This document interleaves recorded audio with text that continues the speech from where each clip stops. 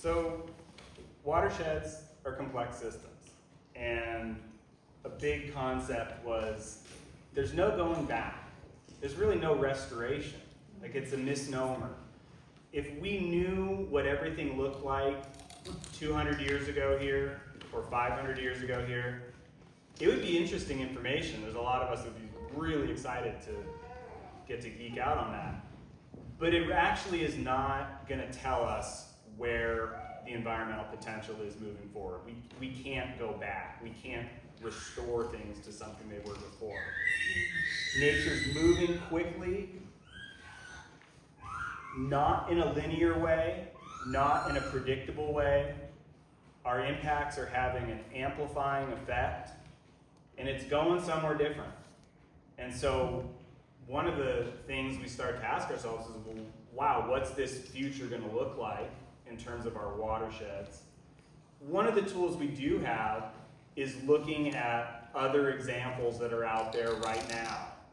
Call them like a reference example. And fortunately here in North Carolina, we have a ton of waterways. We have a ton of watersheds. So we can kind of like pick and choose a little bit in our imagination, buffet style, looking at different contexts that we might be able to say, oh, we could get to that with our management. We could shift things a little bit and get to there. So we have a big advantage over, say, folks working on the Colorado River. Not a lot of like other Colorado rivers to look at to get an idea of how we be able to manage this resource to make it healthier, more vibrant. That's a great point. So we have a real benefit here in North Carolina, and as much as Helene caused massive damage on waterways of all scales, from the French Broad River all the way up to the tiny little tributaries, there were little pockets that weren't damaged here and there. And so we can look at those reference examples and get an idea maybe. You know, nature's gonna move to balance, but it's not gonna move back to what it was before. And so the balance that nature moves to might not be something that we particularly want. So, you know, we can help to influence and guide that. A saying that Alan was really emphatic with was, be careful what you incentivize, you will get more of it. An example of this is the way in which the professional engineering profession has been trained to drain water. And it's at this point enshrined in all sorts of development codes, is like, get the water off the site, get it into a storm drain, get it away from here. And we've incentivized that, and we've gotten more and more and more of it. And at this point, we can look at that and say, wow, we're really dehydrating landscapes. And it's not maybe as apparent here because of how much rainfall we receive currently, but the mechanics of like drying out a landscape are the same everywhere. And like, I can speak to it a little bit from what I've seen in Los Angeles, where I'm from. The Los Angeles River is in a concrete channel for its entire length. There's no water seeping out of the river and into the surrounding landscapes. So these surrounding landscapes that didn't used to be a desert, used to be a rich oak savanna, have now just completely dried up, and you see trees along the river dead and dying because there's no infiltration going on from that process of get rid of the water, it's going to cause flooding, it's going to cause damage, and the unintended consequence because of what we incentivize there is completely altering the ecology of the landscape. Adam? Yeah. That's like get rid of the feelings. Interesting. Water is related to the feelings. It is. Get rid of the feelings. Something that I'm going to come back to a few times tonight in different ways, but I just want to mention is this thing called the Yeoman's Scale of Permanence. This is like a permaculture thing, which is basically saying two things. One is that when we can make changes at the most deep, substantive levels, they have the best impacts for us, the biggest impacts, and that's the hardest thing to do. And so when we're thinking about things, hydrology, or the way that water moves through our ecosystem, is like the biggest scale at which we can impact things. It takes the most effort to do it, but it has the most long-lasting consequences. Like we can see this, like, whoa, it took a lot of work to dam this river. The end result, though, is so completely altering of the environment. So we move from like hydrology, I'm gonna write it down here. Hydrology, and then our long-term forests. You know, thinking about things that we're managing it for the forest, not just for the individual trees. And then road access. And then buildings. And then agriculture. It's a lot easier to create agriculture than it is to create long-term forests. But if we want to have the biggest effects on our watershed, we want to try to have impacts up here. And so sometimes we're always coming into this context of an inherited context. As humans, we're always coming into a situation where there's already roads, there's already buildings, there's already agriculture. And Alan encourages a pretty brave evaluating of the situation and reminding us that it might seem really expensive or really hard to do something today, but the cumulative cost of not doing something might be much heavier burden over time. So the watershed, it encompasses a lot of lands that aren't ours. This is the offsite impacts. Like we maybe start to feel a little powerless. I mean, I had an upset moment recently watching runoff coming from off Earth Haven full of sediment and being like, ooh, that's frustrating. And I think we all have that experience around us here.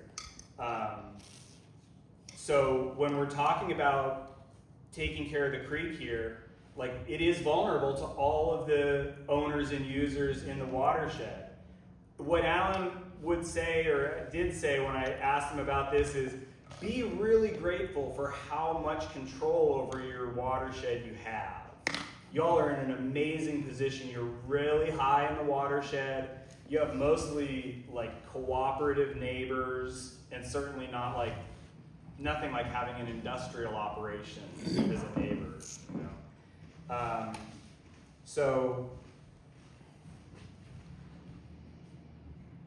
we don't have total control over things, but we can do a lot with the size of the area that we have. A little quote from you is another permaculture Jeff Lawton quote. Make water take the longest path over the most time with the most friction to generate maximum fertility. I mean, it's simple, right? If the water lands on the mountain and just cuts a channel down it, there's not a lot of time or opportunity for life to happen. But if this water comes down the mountain and weaves its way down, suddenly we end up with benefits from that water along this entire extent.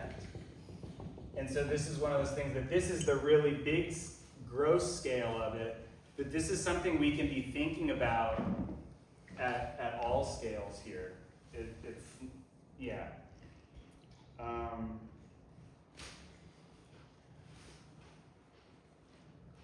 So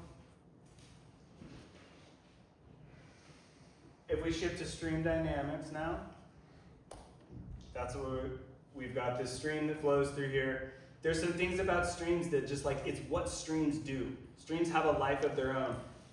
They're not like different that much. Streams start out taking the straight line between two paths.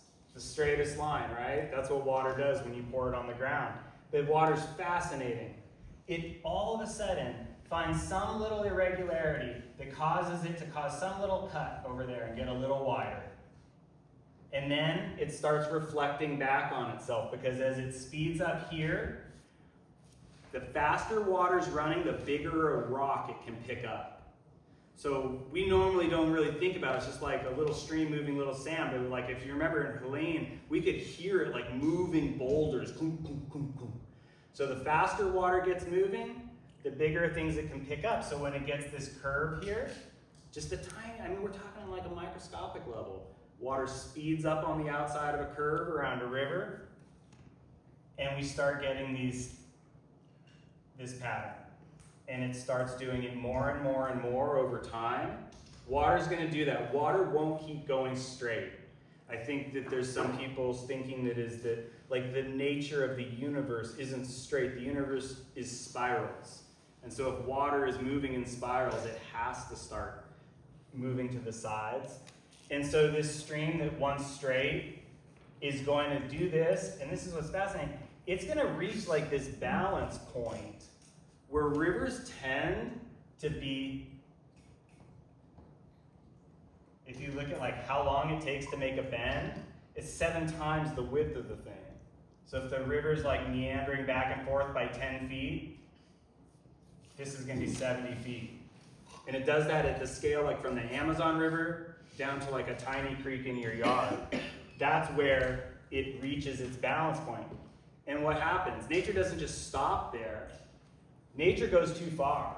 And nature starts getting really fat, greater than that 7-to-1, until what's going to happen? We keep getting fatter.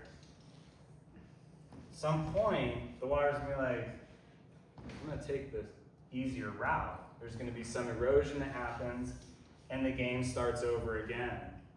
So this is really relevant for us, where we have a lot of straightened sections of our creek, where the creek hasn't been allowed to even try to do this, but instead has been straightened out, which increases the speed of it.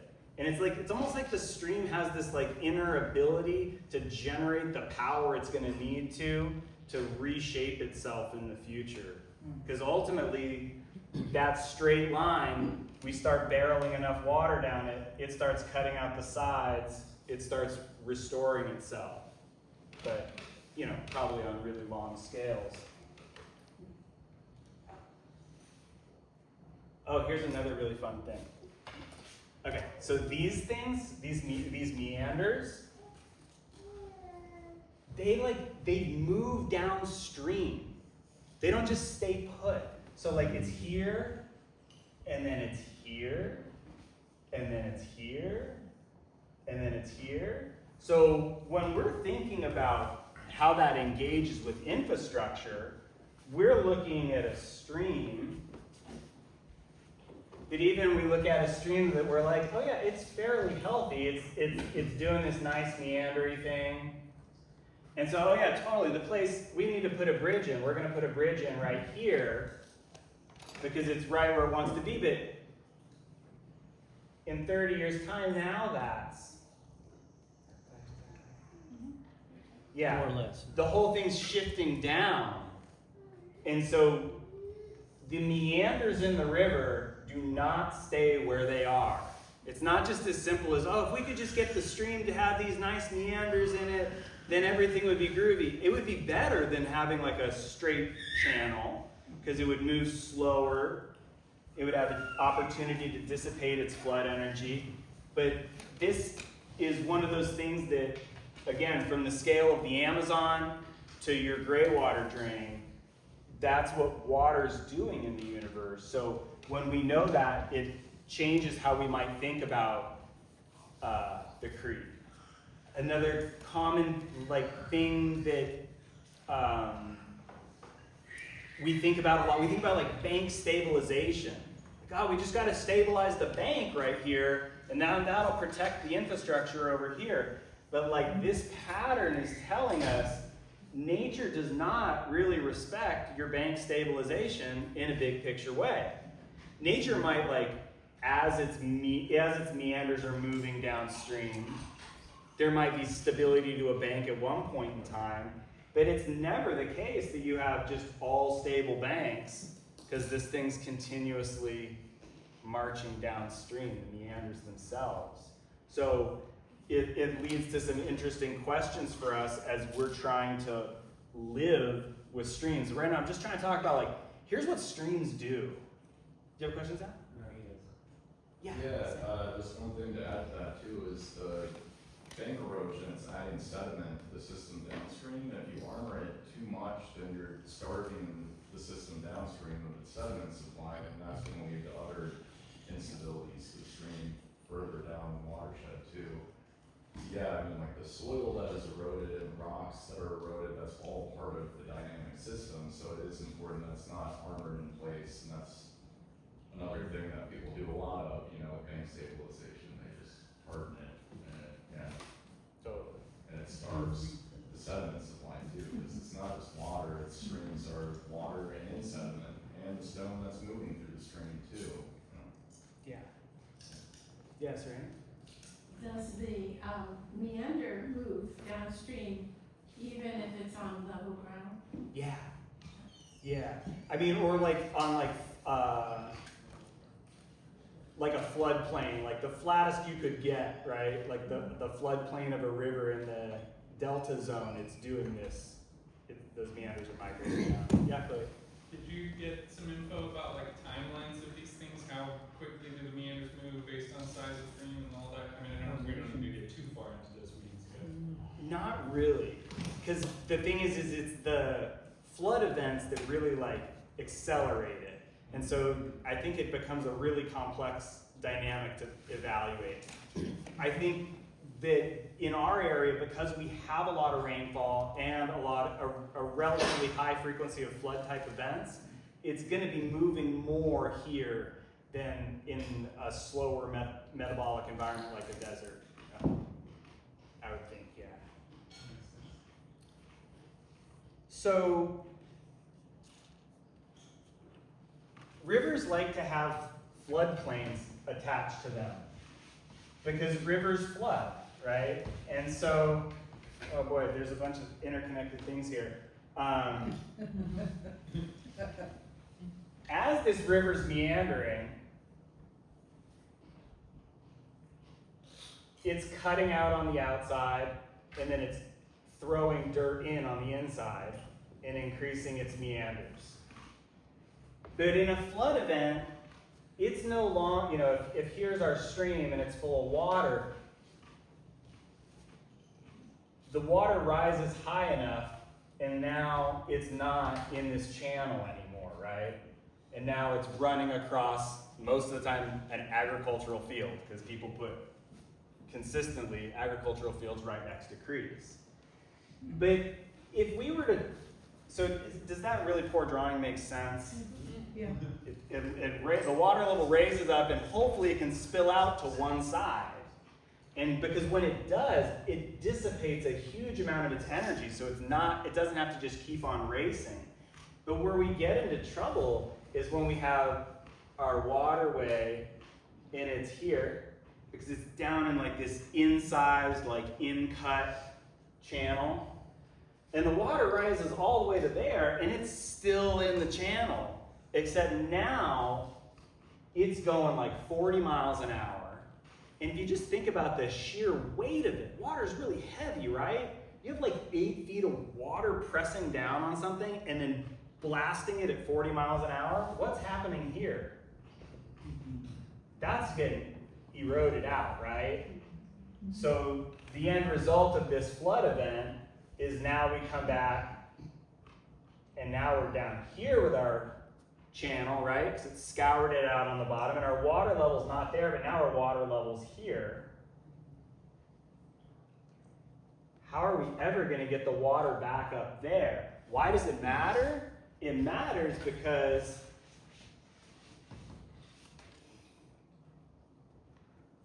up here, we're on dry land and here's our forest, right? And so when the water level, if we imagine way back when, before it down cut a whole bunch, maybe because upstream we straightened something, or who knows what the cause was.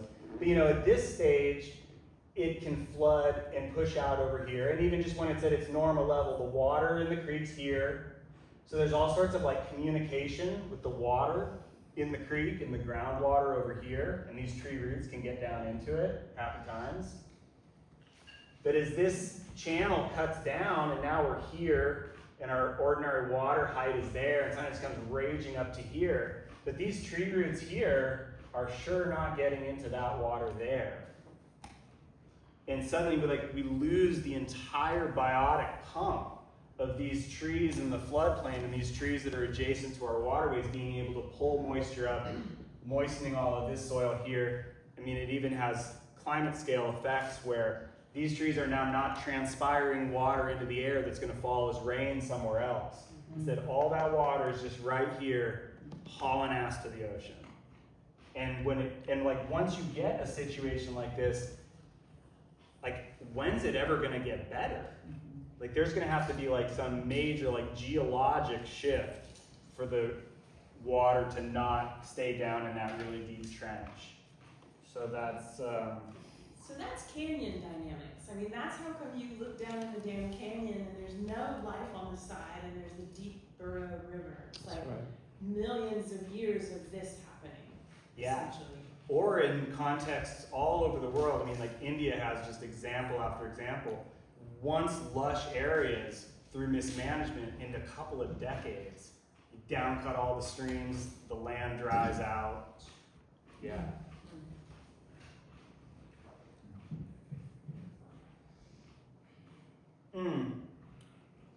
Lyndon's infiltration and reduced flooding. So when we're in this situation and our floods are being really disruptive to us, the more that we can be infiltrating the water high up in our basins down into the soil, the slower it can, when water falls on the ridgeline up there, the slower it takes it to get from there down to the creek, the better off we are, right? That's pretty intuitive. That's where urban flooding is crazy, right? Because it's all on concrete, it just 100% runs off, and you can get 3 inches of rain, and suddenly there's a creek that's 10 feet high, right? Because it all just. But if it instead takes a long time for it to come down through the forest, it both enriches the forests because water is life, but it also really slows the impact of flooding events. Helene would have been way worse for us here, regionally, if we didn't have the kind of generalized forest covers that we do. I mean, there's some disruption, surely, to the hydrologic cycle with roads and human impacts. But if you got that kind of rainfall in Colorado, it's inconceivable because there would have been no absorption into the ground. It would have all just been racing off. So the solution to drought and the solution to flooding is kind of the same thing. Get the water to soak in where it's land and get it to move slowly through the landscape.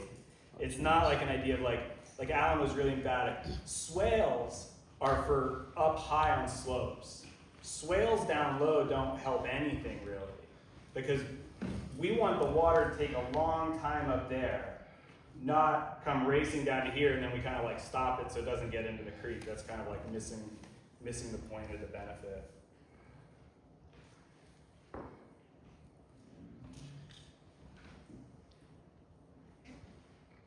Yeah, and so when the banks are fixed, there's no access to the floodplain, we're gonna get down cutting. So that's just You're gonna get what? down cutting. The creek is gonna keep cutting down further and further into that channel. What doesn't happen in the downtime? When the banks are fixed and there's not access to the floodplain, it's just inevitable. The only way it's going is down. It's gonna down cut and then dehydrate the landscapes as a result of this. So, thinking about velocity of the stream, it's not really our friend. We can increase the velocity by straightening the creek. We can increase the velocity by putting water in culverts. We can increase the velocity by having smooth banks. How do we slow it? With a meandering stream, lots of vegetation, friction along the sides, and a soil sponge that's slowly releasing water down into the creek.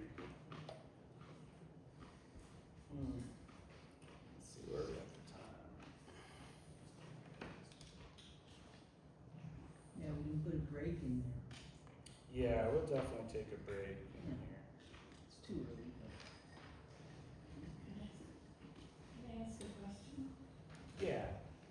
I noticed that a lot of the larger creeks and streams, what happened during Helene is it didn't seem like it went down so much, but it took out the banks and made it much broader. Mm-hmm. Is that also part, or is it actually going down? A lot of times there was down cutting as well as the bank erosion. Sam, can I introduce you, Sam? Yeah, sure. This is our new neighbor, Sam Just. He now lives in Rosie Branch Farm community, and Sam is a environmental. Yeah, stream restoration engineer, but now environmental engineer, I guess is my title now. Yeah. Yeah, I've been working in the private consulting sector for like 6 years as an engineer, but now I'm with the North Carolina Department of Agriculture. And we do like some stream restoration, we do a lot of bank stabilization too, though, and a lot of hardening and things that we'd like to change that aren't, you know, the best approach. Yeah, I guess, what was the question? It was about down cutting and then widening out. It looked like it mostly widened out, and, so then the creek is running in a bed that's open to the sun, and it's gonna evaporate a lot faster. So that's kind of like, I guess the natural process, the way that it's been taught to me is that channel evolution sometimes will down cut and straighten first, and then from there it starts to widen out. And it can then start storing sediment or and create a meander pattern within like a big widened out deep straightened channel. And then within that widened deep channel, then it can start recreating its own pattern, and that's how streams will naturally over time heal themselves. So when you see that, that usually is an indication that's kind of like phase 2 of its channel evolution, I guess you could call it, where down cuts and then the banks start to erode and it starts to over widen, and then eventually once it over widen, that allows it to start storing sediment again and then rebuilding that kind of meandering pattern from there. This is kind of trying to illustrate a little bit of what Sam's just Yeah. describing, where it's going to down cut, and then you're going to end up, you know, where the down cut, it's just like this straight shot. Then it down cuts enough that like down in the bottom of, you know, here it's just like that's your channel and that's your stream. Here now your channel's gotten a lot wider and your stream can start to do this. And then in the final one here, through this meandering process, you build up sediments here and start to get some restoration of topography. The big piece that would also happen here is this hard edge is begging to get trampled down by livestock. And this is another wonderful white-haired man named Alan. Alan Savory talks a lot about the way in which herds of livestock, you don't have to send a dozen cows many times over this edge here before this all just kind of flattens out. So, you know, if you're at this stage of the stream evolution and you send a bunch of cattle down this and they erode this bank, like, I don't think you're really helping yourself a whole lot. But at this stage in the development, when the river's starting to like develop sediments there and you could have cattle trample that in, and suddenly it starts to ease the angle of that bank, and that's how you restore the river. And over time, the deposition of the sediments there, this would slowly start to raise itself up. But it's a long process. The other animal that we'd love to see in this situation at this stage in particular is the beaver. Because the beaver is the expert creature, and when we have a channel that's in cut like this and we've got water down there, oh no, what do beavers do? They come in, they make a lodge there and bring that water level up to here. And so one of the goals that a lot of riparian restoration people have, that I've worked with, is can we do enough to get beavers to come back. Because beavers seem to be like crazy intrepid. Like, I don't know if they parachute in the night, but like, it doesn't make sense, the stories of beaver rehabilitation. And it's, the saying is like, build it and they will come. So maybe if we do enough of the work on our side, I'd like to think that we're just acting out of some intelligence of Mother Earth for the care of Mother Earth, and that all the other animals are pretty much entrained in the same loyalty to Mother Earth. And so maybe beavers come in and help that immensely. Because otherwise we get to pretend we're beavers. And that's maybe later, but maybe I'll just talk about it briefly. But in the areas here at Earth Haven where we have this down cutting and we have the stream like in a noticeably degraded condition deep down in a channel, we're not going to build concrete dams to bring the water up, because that's going to cause downstream harms. It's not going to be a net benefit. But we might want to think about one of the real assets Hurricane Helene gave us is a big stack of logs and root balls. And, you know, like the work that Brandon did at the sauna with the logs there, you know, time will tell, but it looks beautiful right now.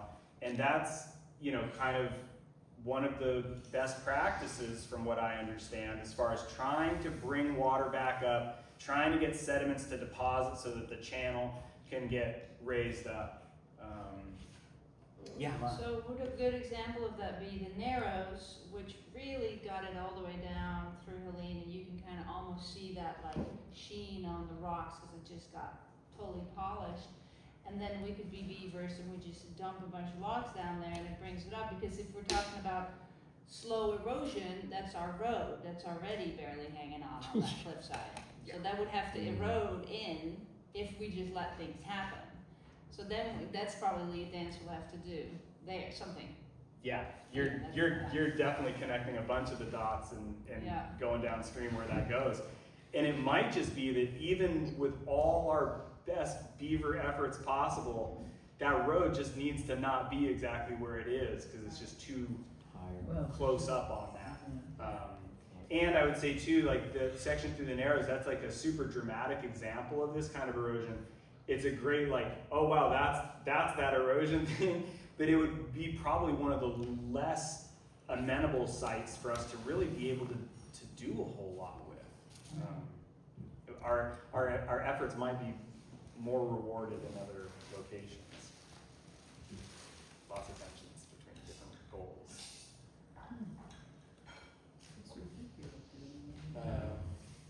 Yeah. So it seems like mostly you're talking here about like what happens in streams, like what are the natural forces at play. And I'm curious, like, yeah, so we started to kind of move into like, well, we could do this thing, but also then what's the goal? If we were going to do something, what would we be trying to do? Yeah, awesome question. That would be totally at our own direction, right? We could decide what our goals are. What Alan would advocate for, and what I think I'm a believer in, is our goals are how can we create a holistic balance between ourselves and our environment that we can maintain at a reasonable cost and that lives in a healthy and vibrant condition. It's like there's different things that are pulling on the equation. Like if cost was no objective, we might be able to do this. If we didn't care about the environmental productivity, we might be able to do that. Like it seems like we're kind of trying to like hone in on this sweet spot where like, can we like live here in a way that's gonna be viable long term? Where we're not gonna be just like rebuilding roads and infrastructure every year. And can we maintain where we live in this beautiful natural condition that we love and that we want to see passed on to future generations? Does that at least give an idea to what the goals might be? I guess I was thinking like one level down, like what would we be trying to do with streams? Yeah, like so essentially like if those were our agreed upon goals, then what would we do given the inherited context that we have right now? Yeah, like we know that streams do these things, we know that we want to have this holistic balance with our environment. What kind of stream situation are we trying to create that would help us to have that? Yeah, I think that's like probably like the starting, like the jumping off point when Alan's here on August 7th. And I think he's gonna seek a lot of community input as far as like what I think he's gonna say like, I think I know what y'all are trying to do, but let me get some clarification. What exactly are y'all trying to do here? And then I think he's gonna be in a position to evaluate the totality of our context here and make recommendations for what the most impactful places of intervention might be. Where can we get the most bang for our efforts? Because he understands our context on a social level. You got Lyndon Oh yeah. So you've talked about one or two tools. I understand why you want to see what our goals are and all that, and Alan could really direct it really well, but it might be worth mentioning some of the tools. One of the tools you mentioned, swells high up, starting high up, right? Mm-hmm. I don't know, other tools like our mini ponds, but is it worth mentioning some of the tools? Infiltration, but infiltration in what way? Mm-hmm. And then if we know what the tools are, then when either Alan gets here or whatever, then we'll know more, and we'll be more intelligent audience in order to like absorb what he's trying to tell us. Yeah. Yeah, definitely. I mean, I think we're all pretty versed in the idea of swales, right? Like instead of letting the water run down the hillside, let's put some horizontal contour so it just has some obstacle that it has to slowly navigate its way around. Yes, I know.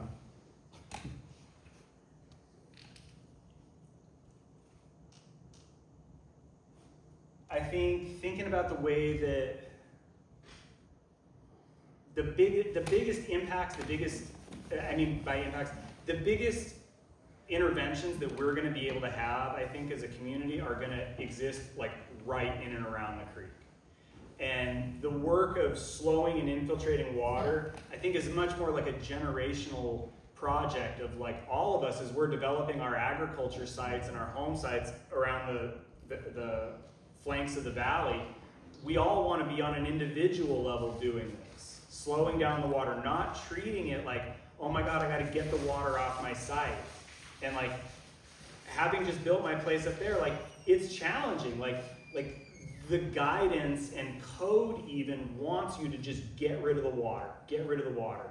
And so trying to figure out ways that we can try to not just chuck the water off the site because there's nowhere to throw it, right? It's just getting concentrated and then causing greater problems in a different location. So hopefully we're all able to be doing that over time. Thinking about one of the aspects of the riparian ecosystems and that impacts us is culverts. And Alan is culverts. Yeah, and Alan's like super concerned about culverts because culverts typically do this. The water comes into the culvert and then it spills out, right? Like our sweet swimming hole. Like if this was the Crystal Bridge is the hypothetical. The water comes into this culvert, and when it comes out on the downstream side, there's like a little waterfall. And the concern there is like critters can't, like we're not dealing with like salmon that are like spawning and like leaping upstream, but like amphibians and small fish are not doing this. And so it's something that I've noticed in Upper Rosie Branch Creek is, I mean, the hurricane ripped all the animals out of the river and sent them downstream. Like, it wasn't like, oh, I'm gonna hide in the bank and weather the storm. Like, no way. Like, everything got ripped out.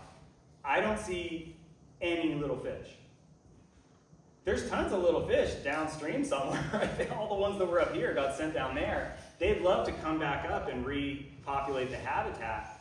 But when there's a culvert like that, like they just can't do it, and it's even more acute for the little creatures, like amphibians and stuff, and then, all down through the chain. So that's one of the things Alan talks a lot about is his kind of personal effort to try to install bridges in a way where there is contact. And we have examples of all these like different things, right? We have an example of contact with the Hutt-Hamlet Bridge, right? The bridge spans over, and underneath the bridge is just the stream bed. And the water. And so there's easy flow of life there. And so that was one of those things that it's like, we reach for a culvert as a tool because that's the kind of the vocabulary we have about how do we deal with water. Water's somewhere we don't want it. We need to get it over there. Culvert, and it has become such a just standard practice because of its convenience. That Alan's one of those people in the engineering world who's been like, hey, let's stop and think about maybe the impacts this is having when we do this. Like not here or there. It's not just us, but it's like how many culverts are there in like a 3-mile radius of us right here, and how much is that preventing life from repopulating all of these areas? I think he would say it's a really significant issue. Can I just? Yeah. So just, I think that's probably a little bit vague for people. What's happening is the water's speeding up inside the culvert and then it's falling out the other side, and in an experience that like what we were having or in other even more minor flooding conditions, it's coming out at a high velocity. It's not, it's getting slowed down by rocks inside of the creek bank, and then it starts to undercut. Those culverts were put in at the stream bed level. They weren't put in higher and dropping. Oh, that's awesome information. Yeah, that swimming pool hole there has formed from flooding conditions, the water undercutting underneath the culverts and then digging out more and more. And it's an exponential thing, just like those other things you were talking about. The water speeds up, it's in a straight section of culvert, it's smooth bottom, and so it just, it starts to erode out the bottom. So I am curious about remediation things that we could do, like damming up further so that we bring the water level up so that it isn't falling over there. That would be like a potential mechanism where we dam further down, not with like a concrete dam like you said, but with debris or whatever to bring the water level up slightly, and then maybe even pile more rocks at the bottom to temporarily, other than just removing the Crystal Bridge, for instance, to potentially remediate that and bring the water level up higher and make that hole slow down its increase of, like that kind of thing. And then, potentially pack rocks back under there, because eventually, we potentially undermine the culverts, potentially completely. That would take a long time, but it just helps people understand that that's the problem. It's not, we didn't make the culverts shooting off a bank like that. That's not what happened. Totally. Yeah, and it brings up, the mechanisms, Brant. The mechanism, are you all tracking that? Maybe one other thing I'll just add to that is that if you look at the concrete culvert that's over by the swimming hole, it's at such an extreme angle that part of the culvert is underwater. So that's not happening in that culvert. It's almost like it's a pond underneath the creek. It's not necessarily the impact of the culvert, but all of the other things around it that are creating a situation where it would be making an increase of a waterfall. Yeah. Disconnecting the lower pool from the stream upstream.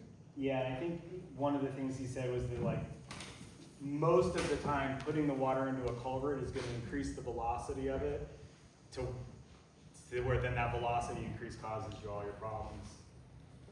This is a great example of of something that is, again, impacts us in a lot of contexts, is like this idea of head cutting. That as soon as water comes quickly out the end of a pipe, it's going to start digging out something on the other side. So when we put even a little culvert across a road, right, there's a catch ditch and then our road, and then it drops off over there, and we have a culvert that comes through here and it comes out, right? Because we've got water on the uphill side of the road and we need to do something with it. It's not that we're just we just don't deal with that. But when this culvert comes out, it's a little hard for me to draw this, but one thing Alan shared with us when we were out in the field was if the culvert comes off and just shoots straight out and there's a slope coming down, it's gonna really quickly start cutting here and then here, and then it's gonna start eroding itself back till it ultimately undermines the road itself and the whole thing just comes crashing down. But if you were to instead of having that culvert, let's imagine like this is the road here, and instead of this culvert coming straight out and then just like pitching off this crazy steep drop on the other side, if the culvert angles back into the slope, it slows the rate of the water coming out of there, and instead of it just like say water falling off here, it could come here and then like come into like a little hand catch ditchy deal that's again just slowing and spreading that water out, just trying to prevent it from maximum velocity and maximum erosion. Did you have something, Linda? No, no. Grace? When you do that, it just made me think of the top of Camp Elliott. Isn't that what happened up there then? Because they maybe had culverts that were taking the water. Anyway, I could be wrong. I actually think a solid example of that is that by that church, that sink that happened on Highway 9, on Old Fort Road as you're going to Bat Cave Road. By the church there after Stone Mountain Farm, that's what happened to that culvert area. Yeah. It's a big conversation, and there's a lot of things that happen. The culverts blocked up, and then water started going over the tops of the roads and started cutting on the sides, and then the culverts got stopped up and water started trying to move around the culverts. There's a lot of things that were happening.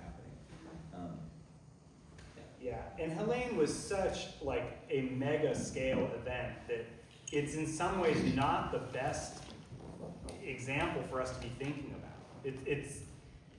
It's hard to design anything for Helene. Like we got lucky, did well. It's not that engineers are designing things for 100-year floods. Helene was, by Alan's estimation, a 1,000 or 2,000-year flood. So that's interesting. He didn't say a million-year flood or one of those things. And this is important because what does it mean? When we say something's a 100-year flood, it does not mean that it happens every 100 years. It means that every year there's a 1% chance it's going to happen this year. So it's a really different game. It's a lot more Russian roulette than playing the odds. So when we talk about a 2,000-year flood event, that's saying it has like a 0.05% chance of happening this year. That's not zero. Like that's not even close to zero. And all the intermediary scales of floods, so like a 500-year flood, still has a 0.2% chance of happening this year. And that's based on the data that was collected between like 1970 and the mid-1990s. So for people who think like, oh, like storms have gotten more intense in the last 20 years, which it seems like there's a lot of data that bears that out. It's not a 100-year flood in 2025 terms even anymore. It was a 100-year flood in 1982. So like these things are happening more often and they're less like, they're just happening more often. Yeah, we're right. It also sounds like from what you're saying that really what we need to be looking at is just those kind of like more regular big rain events, because that's where everything is happening. That's where erosion is happening. Like, at least 3 times since I've been here in the last 18 years, we've had an event enough where we had to go out with excavators and pack ends of bridges back, and and even not that big, even just like big heavy rains that happen kind of regularly. It sounds like that is really the scale that we're planning for, because that's where erosion and things are happening on an ongoing basis all the time. Totally.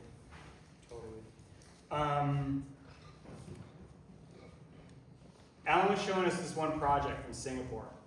And I was like, Alan, how could that have possibly made sense? Like, that just seems ludicrous, like how much that must have cost to do it. He said, honestly, the Singaporeans, they're a pretty, unsentimental people. They ran the math. Because the cost of infrastructure is the cost of building it, the cost of maintaining it every year, and the cost of decommissioning it. And at a certain point, that really expensive project is cheaper than the maintenance costs of a really, really broken system. And so big municipalities are wrestling with ludicrously big questions when they realize our whole storm drain system is failing. It's London. The cost of doing nothing is going to be a lot more than whatever the cost of actually remedying it is going to be. And so I loved it that he included the decommissioning. Like, how infrequently in our culture do we think about the cost of disposing of something when we're done with it? But it's relevant. Like, somebody's gonna have to pick up that fence line and haul it to the dump. Like, there's a decommissioning cost to everything that we build. And so his approach, because I asked him then, like, so is this how you are able to present things to clients? And he said, yeah, absolutely. When I can show them, like, here, you told me what it's costing you to maintain this infrastructure. I'm just using your numbers, and here's what it is. And over 20 years, this is what we're looking at. And so taking that kind of a total cost evaluation was something that he really encouraged. And the key question is, what's our time frame of commitment? Are we saying, like, what's it going to cost us to drive in another wave for the next year, or the next 10 years, or the next 100 years? And depending upon your time frame of commitment, it changes very much the math around what's the most economical thing to do.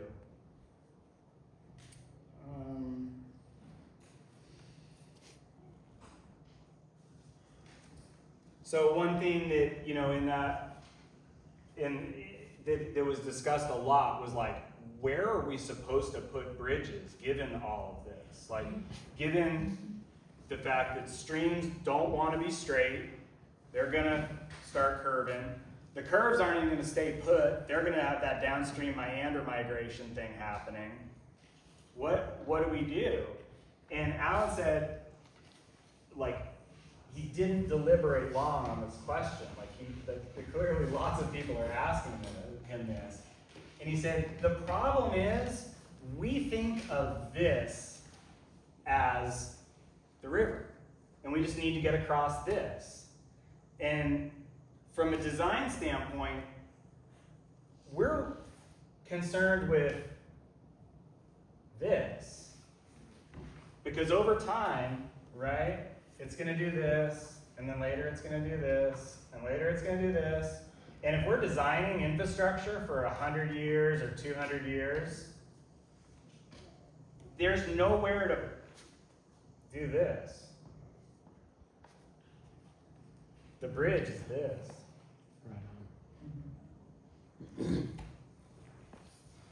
And, you know, since taking this class with Alan, I'm like a bridge geek when I'm driving around. I like drove Marcel, Virginia for soccer, and we're like, look at that bridge, and look at the design. And what I noticed is the interstate highway system, like, Uncle Sam doesn't mess around. Uncle Sam's gonna spend the money it takes to do things in a way that's gonna be rock solid and not require, like, finagling every 3 years. It's not McDowell County. And when all the big rivers that we cross between here and Richmond, they do this. And sometimes they even, owning into the fact that, like, this bank right here sure likes to do that, they'll do, like, the double span deal, right? So you've had that experience. You're like on a bridge and you're, like, not even at the river yet. And you're like, why am I on a bridge right now? Because you're on a bridge over the floodplain, recognizing that this isn't the river, and this might not be the river. The river might include this floodplain right here as well. And so that's what the bridge design would entail. So that was something that I just wanted to share with you all, just so that we all start, like, digesting, like, what does that mean for our site and our creek, and the fact that we have, like, kind of this, almost like a charter of commitment to this project. Lynn? So to be blunt, you're basically saying a much longer bridge. This is definitely a longer bridge than this. That's all I'm talking about. I'm in no way advocating for anything. I know. I'm just saying, if it's doing both of those lines, if it's the whole meander, basically you're going over the floodplain, or what was the floodplain? Yeah. Yeah, river What highway. this is Bigger, making me longer. think of is bridges down in Louisiana, where it's not just a bridge. Right. It's where, like there is like a span, because there are over wetlands that are, like, you know, pretty long. It's actually like a raised highway. Yeah. Okay, with pylons, and it's just like Interstate kind of 10. raised over a long area. I mean, you've got like 100-mile roads, like raised over, and that's like the quote unquote modern thing. Like the old days, they would just put roads like right through, you know, a place that was high ground. And like, as you know, I grew up, I started seeing more and more like these raised highways that are just, you know, kind of the norm. sure, yeah. If we could only just get that raised platform monorail from the front gate, we'd be all set.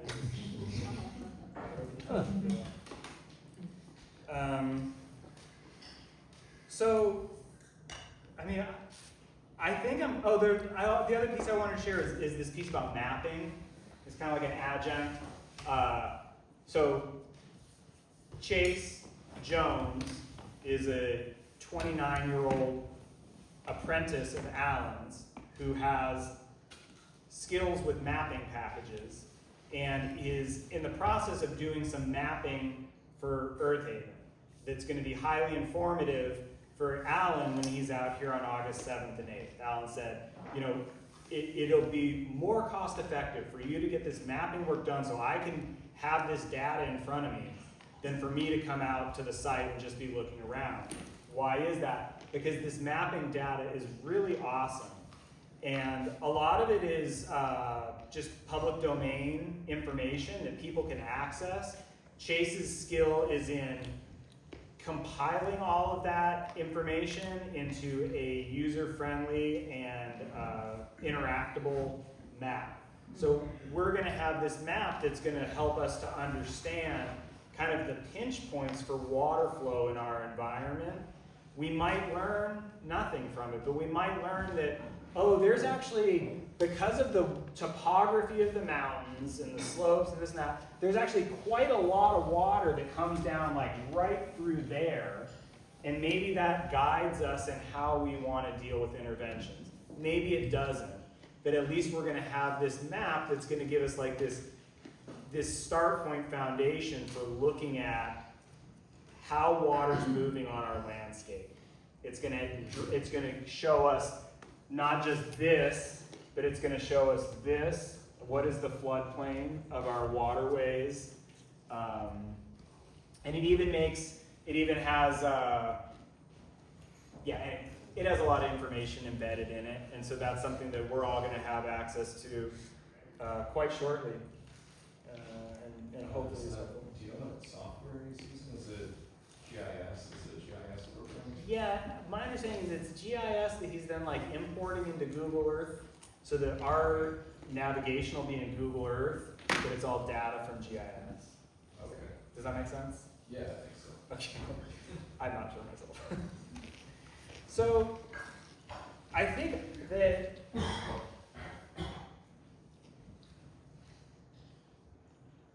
invasive species, let me say on that, they tend to come in to damaged ecosystems, and they tend to behave a lot less predictably than native species. The biggest kind of argument that Alan would have for why not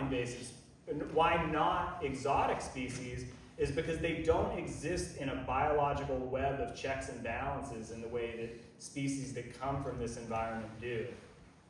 But it's not like a no, never, absolutely not kind of thing. But it's more like you need to be extremely cautious because you're probably not ever getting it back out again. And today's solution may be tomorrow's major problem. Like cost of installing bamboo, yearly maintenance, and decommissioning. The cost of installing is really, really low, right? So that was just kind of a thing we cautioned on. Condition of Earth Haven waterways. The condition of Earth Haven waterways is pretty good and is really just in direct relation to how much impact we've had on them. The areas that don't get impacted with roads or diversions of water or other things that have changed the hydrologic cycle are really quite healthy. And other areas you can see extensive down-cutting that's concerning. But I don't really feel qualified to evaluate like that. I more feel confident to share kind of these broader strokes, things of here's how water works. It's not specific. Flood resilient infrastructure, I think, is what we're trying to do because we don't want to have to spend a bunch of money. Like we don't want, like these aren't natural disasters. That's like such a foolish name. These are just natural events. This is what nature does. They're a disaster because of the position we put ourselves in. So we'd very much like to have lots of like nature, but not any disasters, because we've managed to be prepared for it and have our infrastructure located in places where it's no big deal. You know, we inherited the context, though, like Matt pointed out, and that's kind of the story of humans over and over again. Nobody like master plans a city and then everybody just like goes there and it's perfect. It's like, I think of it as exfoliation. We're constantly like exfoliating ourselves and our presence on the earth and like removing old stuff and like new stuff's coming up from underneath.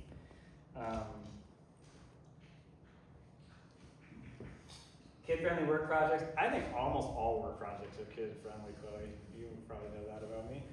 So yeah, kids can be involved in this at all points, and I think the most valuable thing we can do for the kids in it is helping to expand their consciousness to have like a better understanding of what they're even looking at. Because I feel bad, like when we like drive to town with the kids, like they're kind of seeing like all the examples of like maybe not best practices, and that's like the vernacular that they're developing in their heads, and yeah. So I think at this point, it would be great to me to like reformulate, take a break, if folks want a break, and just talk about this stuff. Because like I'm an enthusiast, I'm not an expert, and I'm super happy to like share information that I gained from this that might be specific to things y'all are thinking about, but like I do not have the answers, like even at all, like not slightly. I have way more questions than I did back in June before I met Alan and learned all of this stuff. It's all really complicated and it's all really consequential, and it's gonna be expensive either way. It's gonna be expensive to do something really big that makes the future less maintenance intensive, and it's gonna be really expensive if we just keep limping it along, because the thing we're limping along is changing over time. And it's not gonna be the same limping along 20 years from now that it was 20 years ago. It's gonna progressively, the infrastructure interactions are gonna degrade, and it appears that our human requests of the landscape, like population size and things like that, are increasing. And so we can't stay still. That would be the dream, right? Can't we just like keep it the way it is and kind of, but that's like bargaining with a future that's not going to be the one we're going to inherit. So does that sound good to everybody? Maybe